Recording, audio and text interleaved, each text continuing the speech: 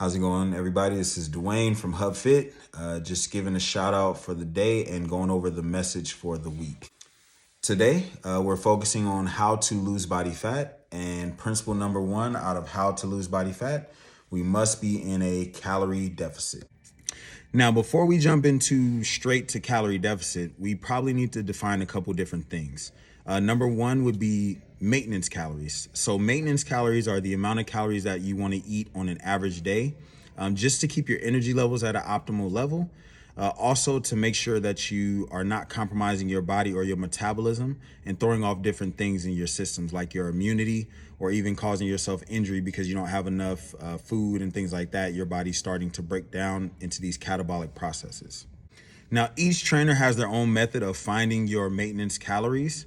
I like to have my clients use the InBody machine, or I'll actually have formulas that I use to find their actual maintenance calories.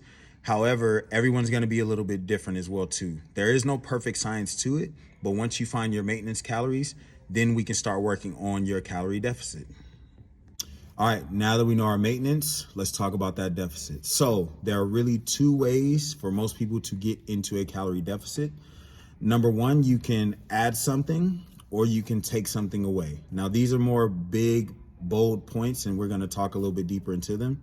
But if you want to add something, most people will come to a trainer like myself and add in exercise so that they can burn more calories and put themselves in a deficit.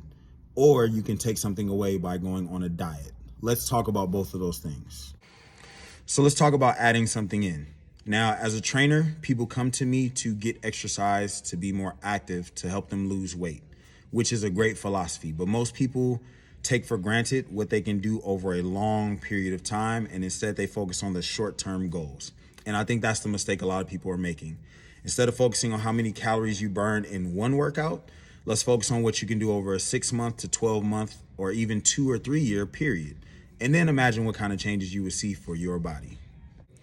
All right, so along that same thinking, while we're adding in exercise, obviously that's great, but don't forget what we call your NEAT activity, okay? Non-exercise activity thermogenesis. That will be something like cleaning up the house, doing chores outside, taking a walk, walking the dogs, playing with the kids, etc.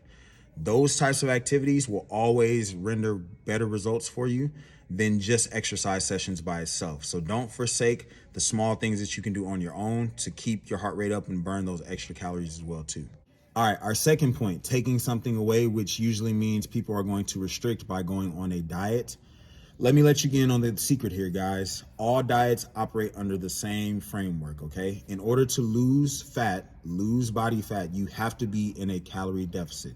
Whether it's keto, going vegan, carb cycling, any of these types of diets, which are really popular, intermittent fasting, whatever it is, the whole strategy is built around calorie deficit.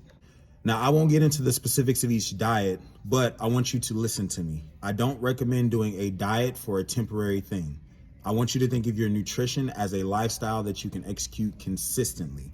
So if you're doing keto for 3 months and then you're going to go back to eating regular, I can almost guarantee you will not see the results you want to see. Same thing with vegan or plant-based. Any of those things, if you're not doing it consistently, you might as well not even start it because you will not see the results you want to see.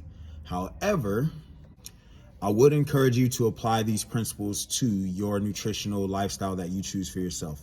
Principle number one, please add vegetables to every single meal, breakfast, lunch, and dinner, and see how far that takes you. Principle number two, prioritize your proteins. Now, that doesn't have to be animal processed proteins, meats, or anything like that. You can do your legumes, your beans, and rice combinations, whatever you like as a complete protein, but emphasize the proteins first for every meal. Point number three, please try to drink as much water as you can throughout the day. If you could do these three things in your nutrition, I can almost guarantee you will see changes. All right, guys, so moving on. The next point is please don't follow these non-specific diets that are online. I know people will post case studies or what they've done to have success, the 1,200 calorie, 1,500 calorie diets. I think this is hurting our society more than it's actually helping us. 1,200 calories is how much is recommended for my 4-year-old son to eat every day, which I don't think any adult human being should be having. Now, while I don't know that that's true for every person that's watching this video, what I would say is talk to a professional about how much you should be eating. what your maintenance calories look like, what kind of meals you should be having, or maybe some recommendations for those types of things.